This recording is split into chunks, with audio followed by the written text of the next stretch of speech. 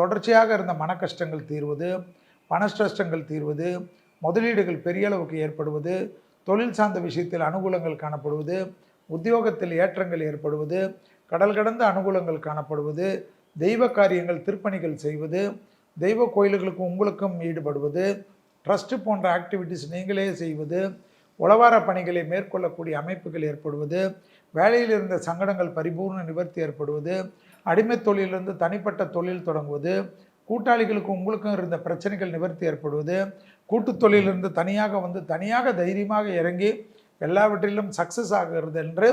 சகல விதத்தில் ஏற்றத்தையும் அனுகூலத்தையும் பெறக்கூடிய ராசிக்காரர்கள் யார் என்று பார்த்தால் மகர ராசிக்காரர்கள் என்பதை ஞாபகத்தில் வைத்துக் கொள்ளுங்கள். ஆண்களாக இருந்தால் பெண்கள் விஷயத்திலும்,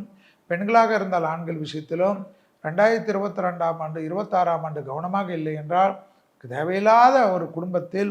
சிக்கல்களை ஏற்படுத்தக்கூடிய அமைப்பு என்பதனால் சிற்றின்ப நாட்டத்தில் இருக்கக்கூடிய மகர ராசிக்காரர்களுக்கு பேரின்பத்தை இழக்கக்கூடிய நிர்பந்தம் ஏற்பட்டுவிடும் என்பதை ஞாபகத்தில் வைத்துக் கொள்ளுங்கள். மகர ராசிக்காரர்களுக்கு பெரிய அளவு முதலீடுகளுக்கு உதவி கிடைப்பது, இன்வெஸ்டர் கிடைப்பது,